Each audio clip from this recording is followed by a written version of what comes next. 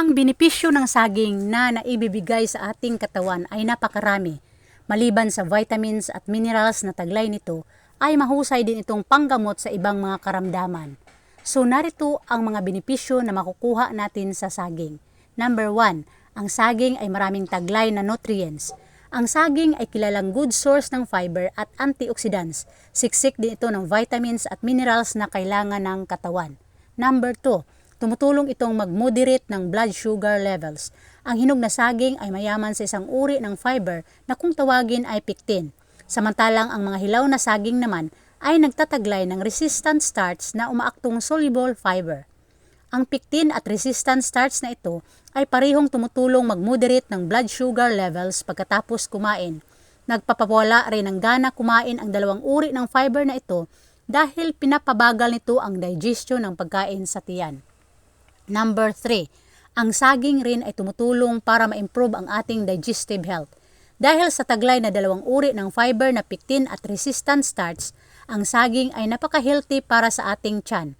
Ang resistant starch ay hindi na dumadaan sa digestion at dumidiretso sa ating large intestine na kung saan nagsisilbi itong pagkain ng mga good bacteria sa loob ng ating tiyan. Samantalang ang pectin naman ayon sa mga pag-aaral ay pinoprotektahan ang ating tiyan mula sa colon cancer. Number 4, ang saging ay makakatulong sa pagbabawas ng timbang. Dahil rich in fiber ang saging, ay makakatulong rin sa mga gustong magbawas ng timbang. Binabawasan din ito ang ganang kumain ng isang tao dahil sa resistant starch nagbigay agad ng feeling ng kabusugan. Mababa rin ang taglay na calories nito, ngunit nag-uumapaw naman ang nutrients na healthy sa katawan. Number 5, pinangangalagaan rin ng saging ang ating puso.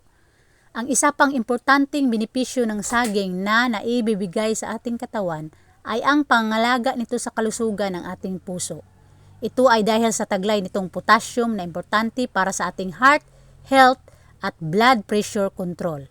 Ang pagkain ng potassium-rich diet ay nagpapababa ng blood pressure at ang mga taong kumakain ng sapat na dami ng potassium ay bumaba ang tsansa na magka-heart disease ng hanggang 27%. Mayroon din itong taglay na magnesium na importante rin para sa ating puso. Number 6, nagtataglay rin ang saging ng powerful antioxidants. Ang saging ay nagtataglay ng maraming uri ng potent antioxidants, kabilang na ang dopamine at catechins. Isa pang benepisyo ng saging sa pamamagitan ng antioxidants na ito ay ang pagbabawas ng tsansa ng pagkakaroon ng degenerative illness at heart disease. Pinoproteksyonan rin ito ang katawan laban sa damage na naidudulot ng mga free radicals. Number 7, ang mga hilaw na saging ay nakatulong i-improve ang insulin sensitivity ng katawan. Ang insulin resistance ay major risk factor sa pagkakaroon ng type 2 diabetes. At ayon sa mga pag-aaral, ang pagkain ng 15 to 30 grams ng resistant starch kada araw ay nag-i-improve ng insulin sensitivity ng 33 to 50% sa loob ng 4 na linggo. Number 8, ini-improve din ng saging ang ating kidney health. Ang isa pang kahangahangang benepisyo ng saging sa ating katawan ay ang pangangalagang ibinibigay nito sa ating mga bato o kidneys. Ito ay dahil sa taglay nitong potassium na mahalaga sa blood pressure control at healthy kidney function.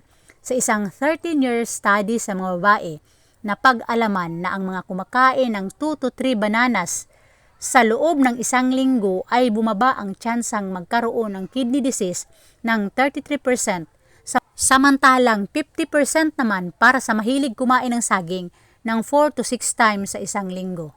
Number 9, ang saging ay makakatulong rin sa pag-maintain ng fitness ng katawan at pag-i-exercise. Dahil sa mineral content nito at easily digested carbs, ang saging ay tinuturing rin na perfect food para sa mga athletes. Ayon sa mga pag-aaral, ang pagkain ng saging ay nagpapabawas ng tsansa ng pagkakaroon ng exercise-related muscle cramps at soreness na umaapekto sa 95% ng ating general population. Bukod pa rito, sa kadahilanan ng saging ay nagtataglay din ng B vitamins, ito ay nakakatulong upang lalo pang gumanda ang metabolic process ng isang tao. Kapag mabilis ang metabolism ng isang tao, Madali ding napapalitan ng kanyang katawan ang pagkain sa pagiging energy. Number 10, ang saging ay madaling idagdag sa ating diet. Maliban sa benepisyo ng saging sa ating kalusugan, hindi rin ito mahirap hanapin at idagdag sa pang-araw-araw nating pagkain. Pwede itong ilagay sa yogurt, cereal at smoothies. Pwede rin itong ihalo sa pagbibake at pagluluto at gawing alternative sa asukal.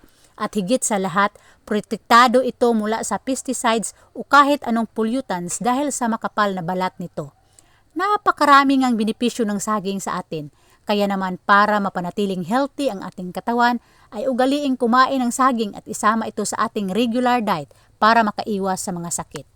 Number 11, ang saging ay makakatulong para sa mas maayos na tulog sa gabi.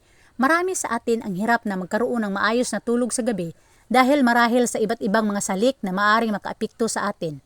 Ngunit huwag mag-alala sapagkat hindi lamang ang taglay na nutrients ang benepisyo ng saging sa ating buhay. Dahil mayroon ding hatid na benepisyo ang ating pagkain ng saging sa gabi. Ang pagkain ng saging ilang minuto bago ka matulog sa gabi ay makakatulong upang makapagpakalma ng iyong katawan at kalamnan. Ito ang dahilan upang magresulta sa maayos at mahimbing na tulog, lalo na kung ikaw ay isa sa mga tao na nagkakaroon ng problema o hirap sa pagkakaroon ng maayos na tulog.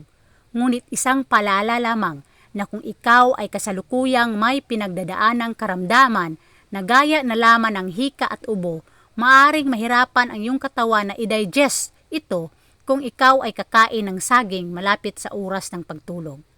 Number 12, nakakatulong upang makaiwas sa stroke. Hindi lingid sa kaalaman ng marami na ang saging ay mayaman sa potassium na isang vasodilator. Ito ay nakakatulong at nakakaapekto sa mga kalamnan o muscle sa katawan upang makaiwas sa posibleng pagkaka-stroke, atherosclerosis at heart attack.